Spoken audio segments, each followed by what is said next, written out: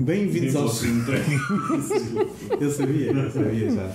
Já estava à espera.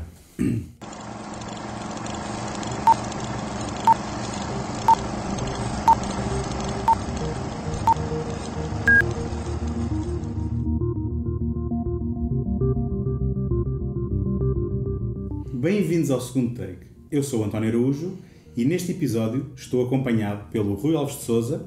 Olá. E pelo Tiago Laranjo. Rui Alves de Sousa.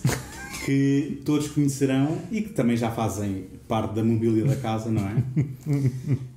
Convidei-os para falarem comigo sobre uns filmes que juntaram... Podia acabar aí. Eu comecei a falar com eles sobre uns filmes... E acabava. Mas neste caso celebrando o regresso do Sam Raimi, que está prometido com o novo filme da Marvel, infelizmente. Nós resolvemos conversar sobre dois filmes que juntaram Sam Raimi a uma dupla de realizadores muito criativa também e que tiveram aqui alguma interseção no princípio da carreira. É suposto olhar para a câmara e não para ali, não é? É suposto olhar para a câmara e não para ali, sim. Ou então para mim, se quiser. Pronto. Joel e Ethan Coen, que... conheceram-se porque o Joel Coen, eu não sei se vocês sabem conheceram-se porque eram irmãos. O Joel e o Ethan é porque eram irmãos. Vá lá, Tiago. O Joel conheceu o Sam Raimi porque foi o editor assistente do The Evil Dead. Ok, que exatamente. Foi editado, agora escapa-me o nome da senhora, foi uma senhora que o editou e que tinha um jovem assistente que era o Joel Coen. Entretanto, conheceram-se aí. Já agora, inclusivamente... O Joel Coen fez um trailer para tentar arranjar orçamento para o seu filme, o seu primeiro filme, o Blood Simple, fazendo um trailer com o Bruce Campbell. E portanto há já daí essa ligação. E entretanto eles juntaram os seus talentos e escreveram dois argumentos. O primeiro foi o Crime Wave, que é o filme que foi realizado pelo Sam Raimi. E anos mais tarde... O Grande Salto. O Grande Salto de A Sucker Proxy, que foi então realizado pelos Coen, sendo que era só o Joel que assinava, não é? Mas era realizado pelos dois. E que também tem argumento do Sam Raimi em colaboração com os irmãos.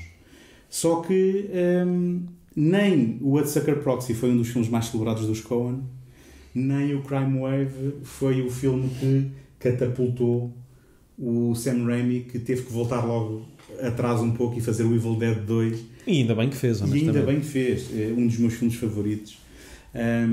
Mas de qualquer maneira, o Crime Wave foi assim um acidente daqueles que nem os Coen nem o Raimi ainda hoje gostam de falar sobre ele.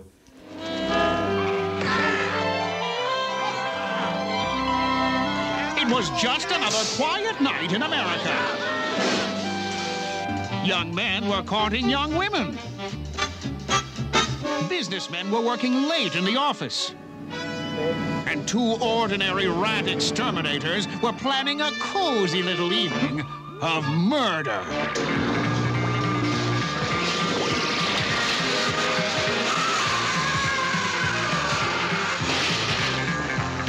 Fat man.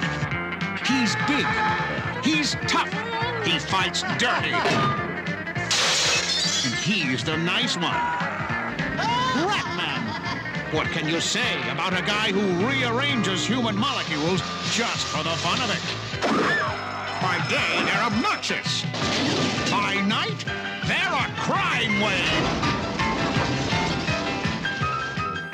Sim, mas é engraçado, tu disseste que ambos os filmes, tanto o Crime Wave não foi o pináculo do Sam Raimi, tanto o A Sucker Proxy não foi dos irmãos Coen. Só que eu sinto é que os irmãos, o A Sucker Proxy tem um certo culto gerado à volta dele e o filme tem a sua graça, tem uma certa coerência, é uma coisa bem feita e bem estruturada.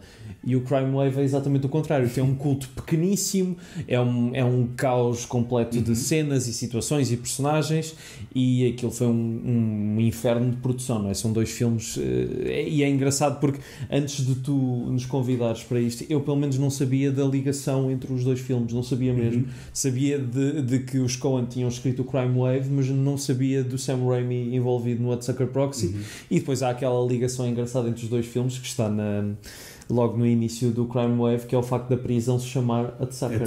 Sim. E o Hudsucker Proxy foi, ao contrário do Crime Wave, embora uma produção, também foi o primeiro filme distribuído por um grande estúdio de Hollywood por parte do Sam Raimi, não é? Porque ele depois teve distribuição da Colômbia, salvo erro. O Hudsucker Proxy? Não, o Crime Wave. O Crime Wave. Bem, sim, foi o filme que ele fez logo a seguir ao sucesso do Evil Dead. Sim. O Hudsucker Proxy foi o filme com maior orçamento e o primeiro filme de Hollywood dos irmãos Coen, pelo menos a um patamar superior, e inclusive o Carter Burwell, o compositor da banda sonora, diz que foi a primeira vez que tanto ele como os Coen trabalharam com temp scores, que são aquelas bandas sonoras temporárias que costumam meter nos filmes no processo. E é curioso que além disso, o que é curioso além disso também é que ambos os filmes têm um sentido de recuperar códigos clássicos de uma forma completamente, peculiar, não é? Sim. Tanto o Crime Wave tem noir, tem coisas do cinema clássico recicladas para um certo, não é terror, mas uma certa violência mais cartunesca dos Looney Tunes, e o Hudsucker Proxy, nunca me sai da cabeça, o Tim Robbins de facto parece um desenho animado vivo nesse filme, e a própria história do filme também é muito, o ambiente, as situações são muito clássicas também. Sim, o Hudsucker Proxy narrativamente situa-se para aí nos anos 30, sim, não é? 30 ou 40. 30, sim. 40. Só uma ressalva, eu não vejo filmes desde 2008, 2009, portanto eu vou apoiar-me em vocês por completo. Mas tens recordações com certeza. Muito vagas. Mas o que eu queria dizer é que o Hudsucker Proxy é um filme de época. Sim. E a Crime Wave tem uma coisa engraçada, que é sem época. Ele parece situar-se na modernidade, só que depois tudo o que nós vemos exatamente remete para a mesma época do Hudsucker Proxy. Portanto, havia nitidamente ali algum tipo de inspiração, não é? Ou algum tipo de influência, tanto num como no outro. E tu falavas de não conhecer a relação entre estes autores, mas é engraçado, porque se tu fores ver o Raising Arizona, que em Portugal se chamou Arizona Junior, que é o segundo filme dos Coen, os movimentos de câmara nesse filme são totalmente inspirados no Evil Dead e no Sam Raimi, naquela... Precisava de rever o filme, porque eu vi o Arizona Junior muito antes de ver os Evil Deads, mas se calhar era giro perceber isso vendo as coisas seguidas. Lembro-me do Arizona Junior passar numa das noites de cinema da SIC Radical, onde eles passavam clássicos de culto dos anos 80. E muito bem. O Arizona Junior, uma das memórias mais fortes que eu tenho, é aquela câmara deslizante ao nível do chão, que remete completamente para o Evil Dead, onde, à falta de dinheiro, eles conseguiam aquelas cenas prendendo uma câmara a uma tábua, literalmente, com dois tipos a correrem com ela na mão para conseguir aqueles efeitos. Ainda nessas sessões da SIC Radical, lembro-me de estar num jantar com a minha mãe e mais umas colegas de trabalho dela numa marisqueira e de estar extremamente embaraçado porque na televisão estava a passar o Breakfast Club, mas no momento do zapping foi a cena em que o Judd Nelson está a olhar para a roupa interior da Molly Ringwald. E já agora, tu sentiste embaraçado porque na verdade sentiste que elas perceberam que tu estavas a sentir empatia com aquela personagem, ou o não, porque eu levei um bocado a mesa convencido. Na verdade a mesa é que não tem não, mas eu não tinha visto ainda o Crime Wave e foi uma coisa que eu queria fazer de nada. Não, mas é um filme curioso, de facto. É aquilo que já conversámos em off. É o que eu queria fazer desde que me convidaste para estes episódios. Não, é um filme que eu tive sempre curiosidade de ver e também descobrir estas pérolas é uma coisa que gosto de fazer, porque é muito também perceber como é que funcionam os estúdios e como é que as coisas que parecem que vão correr bem, e até era um filme que não tinha assim um orçamento muito elevado, como é que as coisas puderam descambar de uma forma tão agressiva.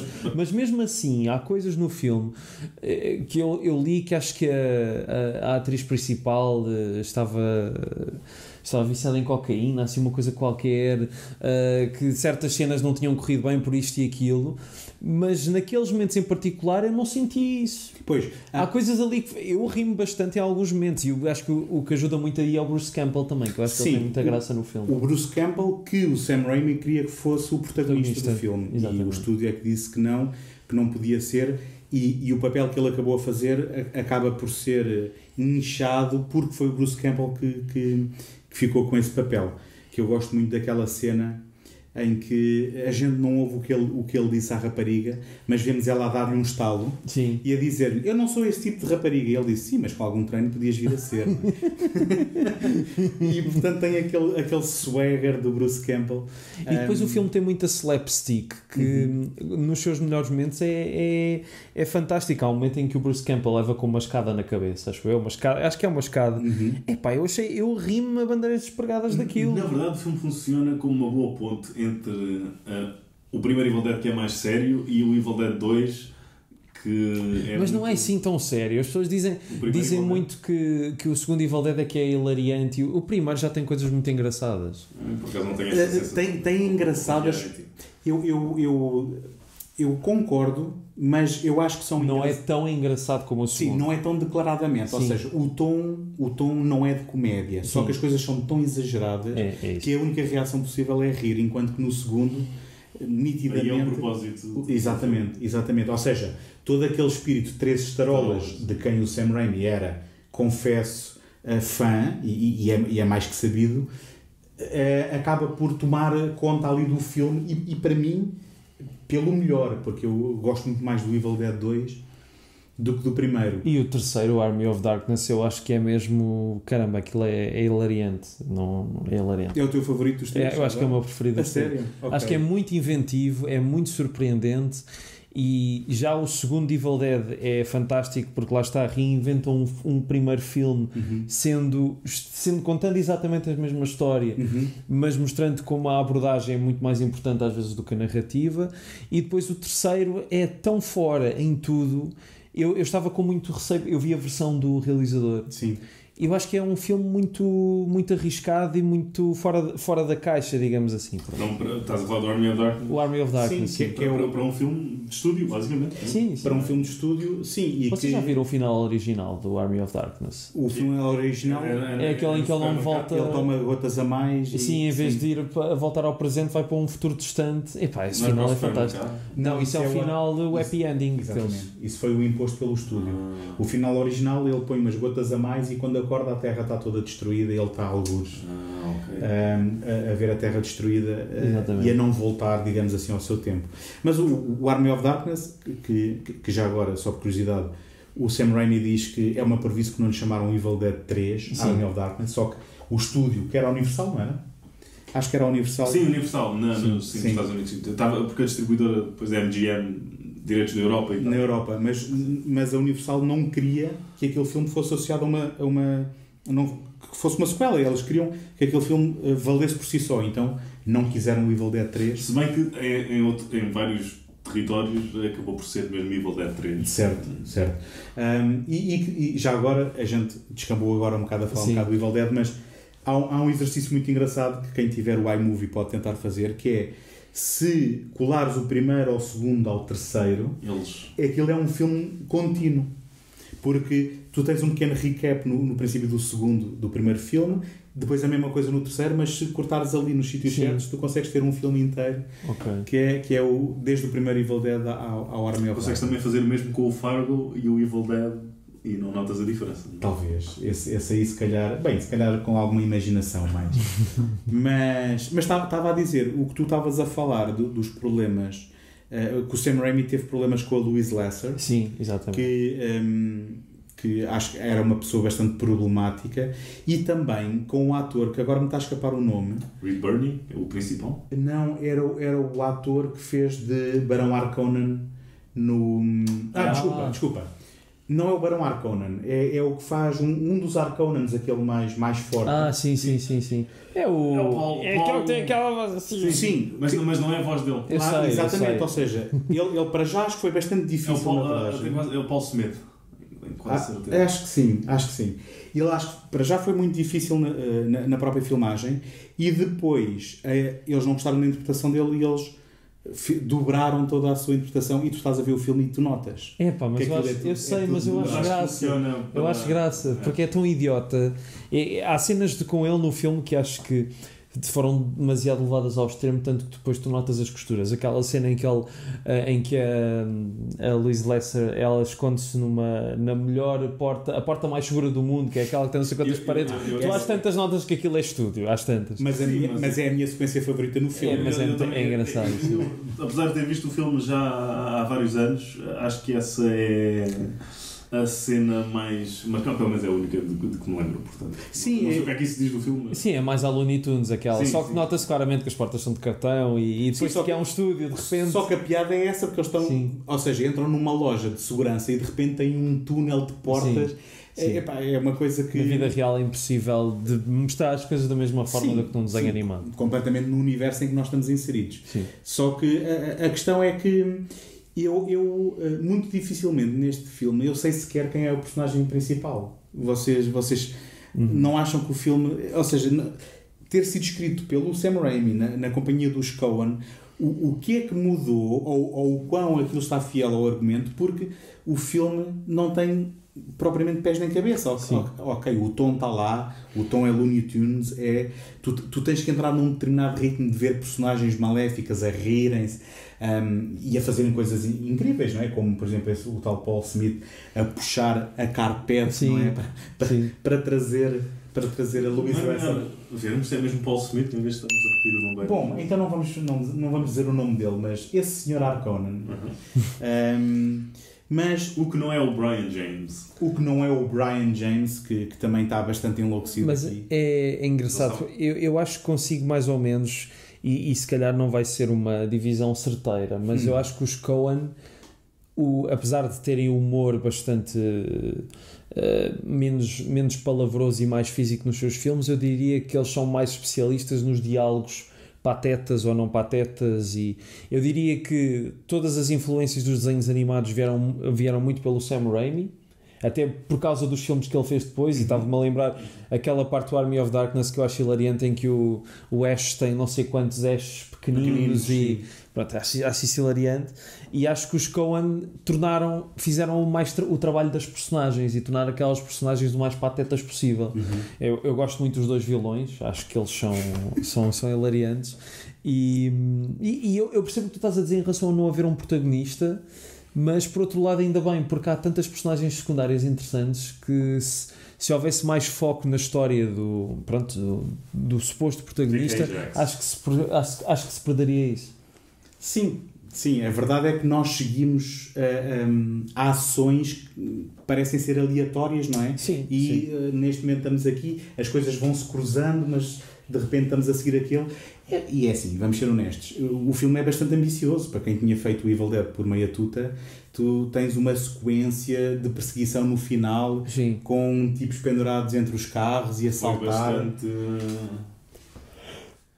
difícil para os atores, com o frio do caraças e bastante trabalho de estúdio, que nota-se bastante. Muitas projeções, sim. Nota-se bastante, sim, as projeções traseiras, sim. Sim, mas muito trabalho mesmo físico. Sim. É que tu fizeste assim, é que há pessoas que ouvem, estás a ver, não vêem.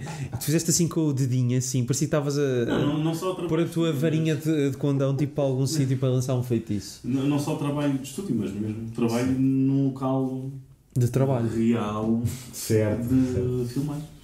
É verdade. Mas pronto, na realidade temos aqui semifãs do filme, não é?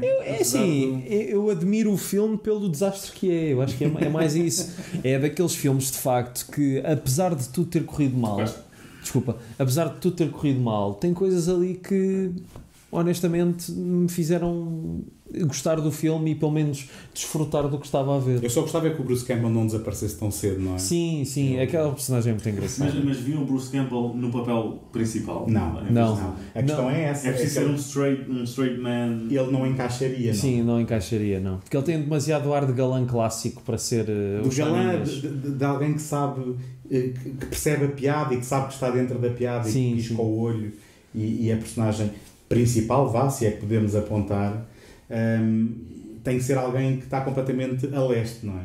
Outro pormenor que eu gostei muito, perto do final, quando o protagonista está quase a ser condenado à morte, que chega a Louise Lesser com as freiras e você tem alguma testemunha do que está a dizer? E as freiras fizeram um voto de silêncio e não podem falar. Pronto, de repente aquilo acaba com um happy ending, não sei se seria a ideia ou não, mas achei muita piada essa parte da prisão faz parte dos reshoots. Exatamente, foram impostos pela Universal. Assim. Okay. E que, já agora, não é a Louise Lesser, é a Cherie... Sim.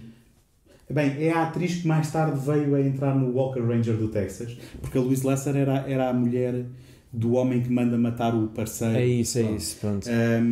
Então há bocado eu estava a referir a Louise Lesser e se calhar não... E estavas a pensar na atriz, mas não tem mal. Mas, curiosamente, lá no meio desse grupo de freiras, quem é que vem lá? Frances McDormand. Pois é.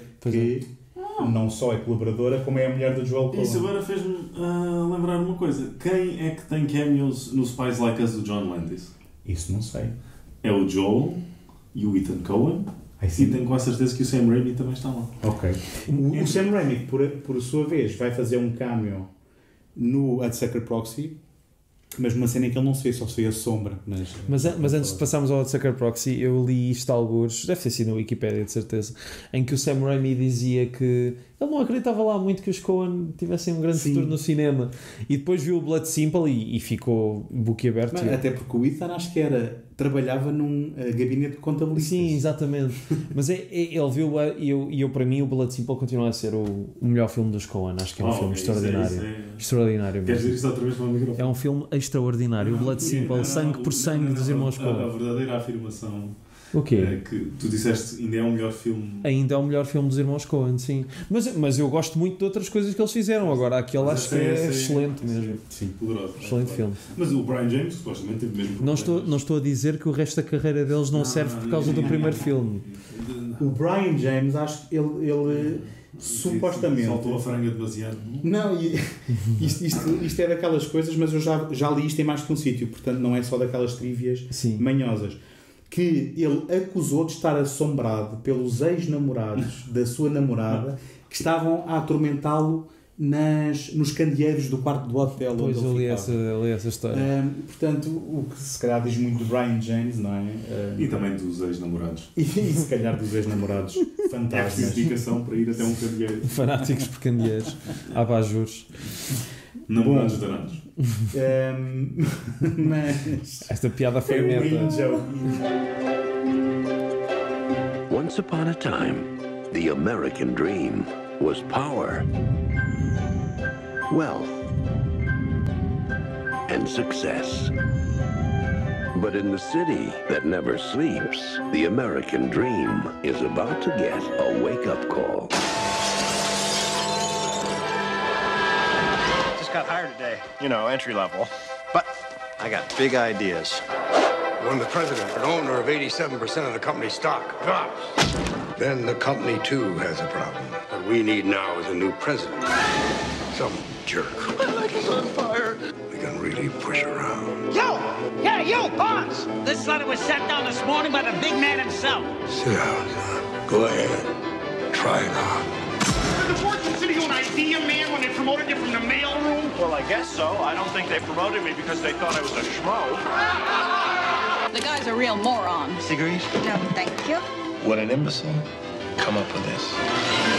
From Joel and Ethan Coen. It's fun, it's healthy, the kids will just love it, and we put a little sand inside to make the experience more pleasant. Então, se calhar a melhor forma de passarmos para o Sucker Proxy é perguntar-te o que é que tu te lembras do filme. Saltos pela janela de prémio. E o Laúpes, não? E o Laúpes. E a reunião de executivos com imensos executivos à volta de... Sim. Por acaso ouvi a banda sonora do Carter Burwell. Do Carter Burwell, sim. Fantástico. Sim, o Carter Burwell que quase só trabalha com os Coen. Mas, e faz ele muito bem. Sim. Mas é daqueles compositores que tem tu consegues logo perceber que é do Carter Burwell ao ouvir uma ou duas notas.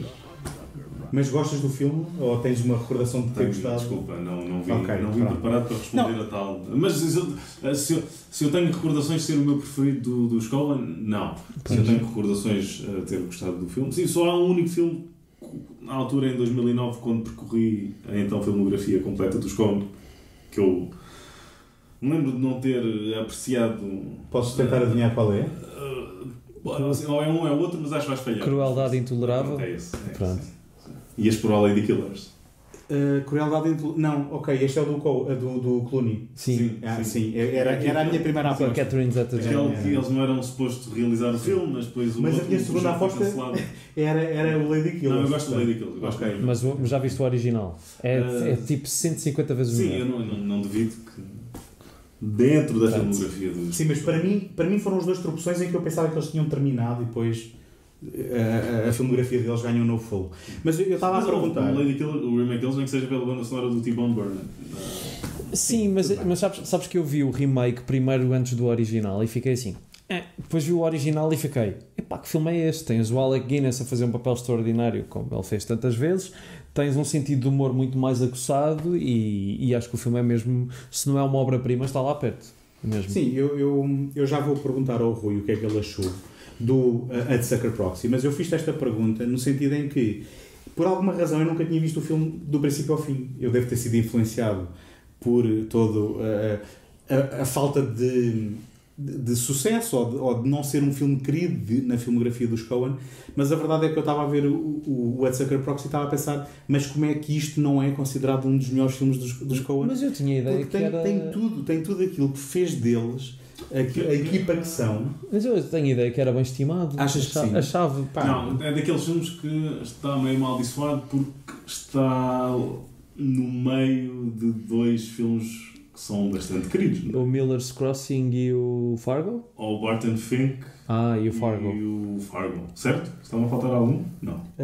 O Barton Fink eles escreveram um argumento quando estavam com uma crise criativa a escrever o Miller's Crossing, mas se calhar saiu depois, é isso. Tenho quase certeza. Pronto, talvez. Posso estar... Mas a questão é, não foi um fiasco bilheteiro este filme? Foi, não foi? Ele não foi. E com um grande nome atrás da produção, Joel Silver.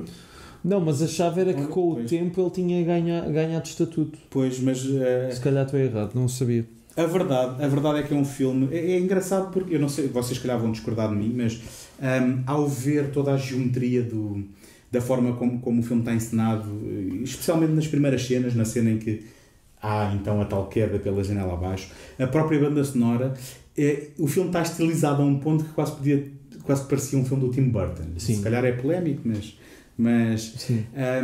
lá está, mas tem aquele humor ácido dos Coen e depois tem coisas deliciosas, desde a interpretação do Tim Robbins que for kids Pá, e aquela ironia dele estar a mostrar um círculo e toda a gente a dizer não, este gajo é um totó. E depois a interpretação da Jennifer Jason Leigh, não é? A recuperar o espírito das atrizes das screwball comedies, não é? Exatamente. Mas então, tu gostaste também do filme? Eu gostei do filme, já o vi não há tantos anos como o Tiago, mas vi há uns anos, mas de facto é um filme que, apesar de eu não ter adorado, deixou uma impressão forte, tanto que até quando tu nos convidaste para fazer este programa, eu lembrei-me do filme e pensei, de facto, se calhar é daqueles que eu vou voltar a ver e vou gostar mais. Porque tenho muitas imagens do filme e gosto assim, entre as comédias dos irmãos Coen, que tentam pegar um bocado em coisas clássicas e recalchutar e ver o que é que sai, acho que é claramente a melhor, no sentido em que há o Hail Caesar, e se calhar não há mais nenhuma, se calhar até achava que havia mais, mas não. O Intolerable Cruelty também pega muito no espírito screwball. Sim, verdade. Mas é um filme que, além de referências, é um bocadinho mais do que isso. E só o facto de ter uma história tão inusitada e tão bem contada para aquilo que é, acho que já, apesar de não pôr... Porque eu tenho um certo problema com as comédias dos Coen, que eu sinto sempre que nunca vão a 100% àquilo que queriam. Ou seja, ficam um bocadinho irregulares pelo caminho. Eu agora gosto mais do Big Lebowski do que gostava do início, mas percebo que é um culto que eu não chego. Sei é que, como no Hot Sucker Proxy, há momentos do filme que eu acho hilariantes, mas o filme como um todo é muito irregular. Tanto, já os filmes dramáticos dos Coen acho que é exatamente o contrário. Por exemplo, o Blood Simple, o Fargo, o No Country for Old Men são muito mais concentrados e muito mais equilibrados em todos os elementos. Mas uma coisa é certa, eles estão permanentemente em desconstrução, não é? Sim, sim. E tu falaste no Salve César, por acaso é engraçado pensar no Salve César de mãos dadas com a de Sucker Proxy, porque são filmes em que nota-se que eles estão fascinados com uma certa era de Hollywood ou até dos Estados Unidos da América, não é? Sim. Mas quando era prometido algo que nós não tivemos, não é? Exatamente. É quando havia quase digamos um conceito de sonho americano que depois veio a revelar-se pífio, não é? Sim, e um balão sem ar. E eu penso que o Hot Sucker Proxy é uma comédia muito bem conseguida, que ao mesmo tempo é uma grande crítica ao capitalismo, não é? E àquela voracidade capitalista de lucros. Mais irónico é ter sido feito na veia mais, ou nem tão bem mais capitalista dos Coen, que é o maior filme, é o filme com o maior orçamento. Sim, o maior orçamento depois. Sim, bom, mas se formos por aí, o isso. Reds do Warren Beatty também é sobre comunistas e foi financiado pela Visa, acho eu, outra companhia de cartões de crédito. Mecenas são mecenas. Sim. E depois é engraçado que quando como eu digo, eu nunca tinha visto o filme do princípio ao fim, conhecia segmentos. Quando chegamos ao fim e temos o nosso protagonista a mandar-se da janela, aparece-nos um Deus Ex Machina e aparece um elemento fantástico que acaba por ser... Eu quase diria que na mão de muitos realizadores a gente não aceitaria aquilo. Sim, e eles sabem dar ali o toque e não sei, sabem... eu lembro-me bem disso. Sabem dar-lhe ali um tom qualquer e de rirem-se ao mesmo tempo daquilo, não é? Mas acho que também porque eles ao longo da história também te foram permitindo... com uma certa abertura na abordagem das personagens e da forma como as situações se desenrolam, que qualquer coisa mais bizarra poderia acontecer. E a própria personagem do Tim Robbins, aquilo é sobre-humano quase, não há ninguém que seja assim. Portanto, a partir do momento em que isso acontece, eu acho que tu tens mais abertura para que depois de repente haja um final que contraria as expectativas. Sim, o Tim Robbins, que era o inocente, que afinal tinha uma boa ideia em quem ninguém acreditava, que depois é corrompido pelo capitalismo. Exatamente. E que depois se tem que reencontrar. E eu gosto muito quando finalmente a Jennifer Jason Leigh lhe diz que não, ela teve a mentir este tempo todo e que afinal é uma jornalista e tal, e ele diz-lhe: não dá para acreditar, pá, uma tipa que é da minha terra. Ou seja, ele ainda não percebeu que até isso ela foi uma mentira. A personagem dela é muito engraçada e de facto o teu entusiasmo faz-me ainda ter mais vontade de ir rever o filme. Epá, sim, eu recomendo vivamente.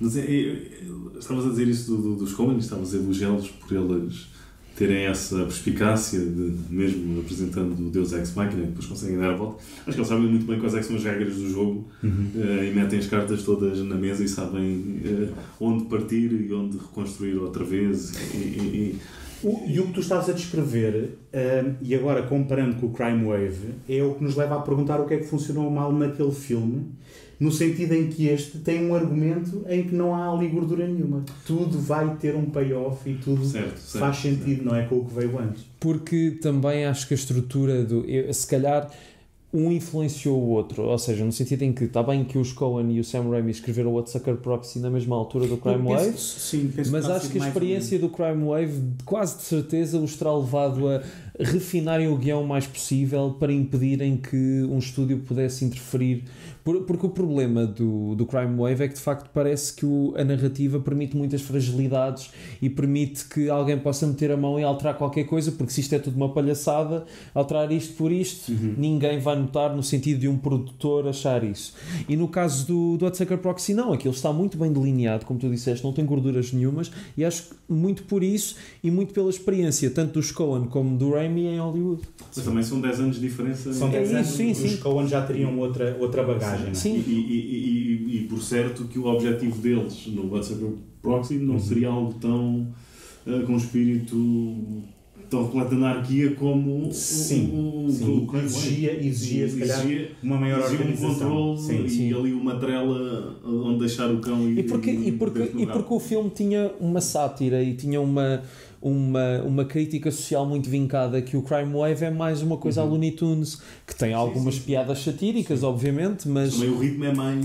Sim, mas a questão é que para teres esse ritmo a coisa tem de estar mesmo muito bem feita. E o problema do Crime Wave é que não foi assim tão bem planeado como isso. Uma coisa que eu gosto muito também é de, quando vemos estes filmes e descobrimos ou redescobrimos, é depois ver certas recorrências temáticas, e no caso dos Coen, aqui no Hudsucker Proxy, eles também aqui têm algo que é um tema que eles mais tarde vêm novamente a explorar, que é um certo tema do destino e do acaso e da influência na vida das pessoas. E eu lembro de duas cenas em particular, que é a cena em que ele está à procura de trabalho no jornal e não encontra nada, e deixa uma caneca em cima do jornal, e a mulher que está a trabalhar na cafetaria pega na caneca para a arrumar. Entretanto ele já tinha saído da porta, e uma rabanada de vento leva o jornal que deixou uma marca da caneca no trabalho do Hudsucker Proxy, e o jornal voa e bate-lhe nas pernas.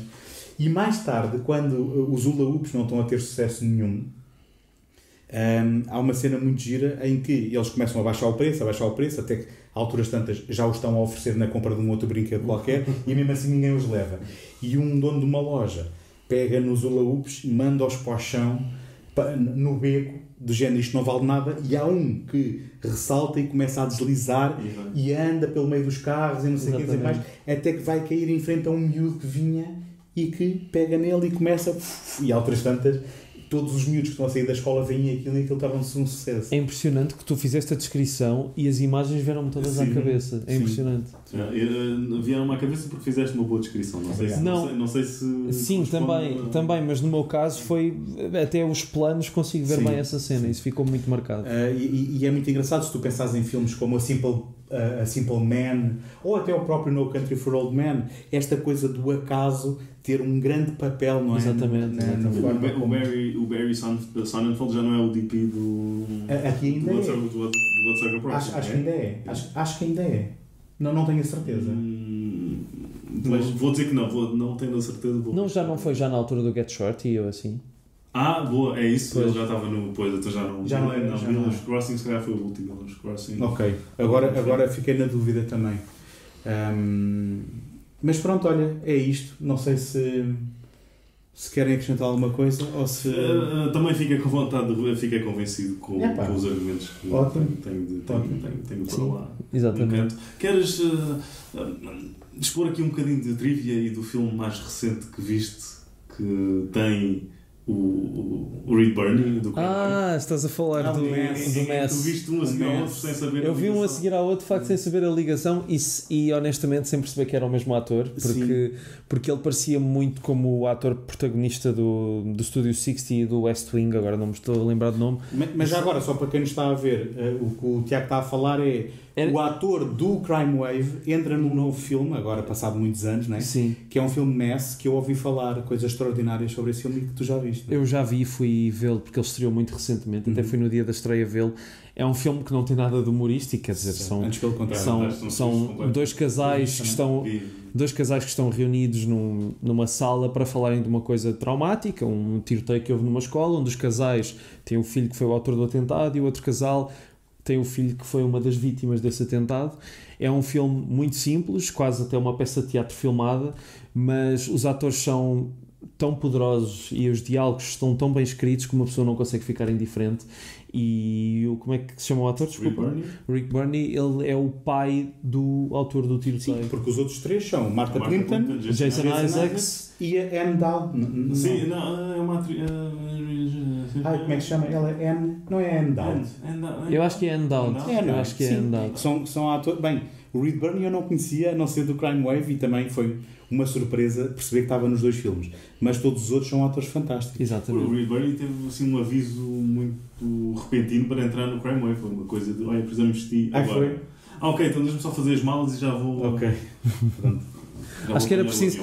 Ele é bom como choninhas, mas acho que o Crime Wave precisava de uma pessoa ainda mais choninhas do que ele. Mais choninhas. Ainda mais choninhas. Qual é que seria a tua sugestão? Se viajasse até 1984, foi quando o filme foi rodado, penso eu. Como é que se chama? Agora estás a colocá-lo aqui. Epá, eu acho que o Rick Moranis nessa altura já fazia filmes, não é? Eu acho que ele era uma ótima escolha. Também era. Que ele até na mesma altura foi muito mal escolhido para o Streets of Fire para fazer um papel que não era de choninhas, mas ele era claramente choninhas. Portanto, acho que sim, acho que deviam ter trocado. E é isso. Portanto, olha, ficámos aqui com três opiniões semi-positivas do Crime Wave. Sim. Positivas sobre eu não me lembro o suficiente para ser considerada opinião. São aparas soltas. E ainda uma recomendação para um filme mess, mas aí vão preparados para coisas pesadas. É, exatamente. Sim. É pesado no diálogo e no conteúdo, não nas imagens, mas faz... puxa um bocado por nós, sim. Queres contar a quem nos está a ver onde é que a malta pode encontrar as minhas coisinhas? As tuas coisinhas. Então o meu podcast À Beira do Abismo, que um dia voltará, não sei quando, está disponível em todas as plataformas de podcasts. Depois tenho um programa na Antena 1, Pranchas e Balões, que de vez em quando também aparece às terças depois das 8 na Antena 1 e também está disponível nas plataformas de podcasts. E é isso. Há alguma coisa que tu queres? Eu costumo estar em casa semi-nu. Podem me encontrar lá todos os dias. Não tem Quais são as plataformas? Não tens um link de stream para isso? Não. Não. Ok, pronto. Então, assim sendo, não se esqueçam de subscrever o segundo take se gostaram deste vídeo. Muito obrigado aos dois. Obrigado. Por este bocadinho. Sempre um prazer. E obrigado pelo álcool. Até à próxima. That's all, folks.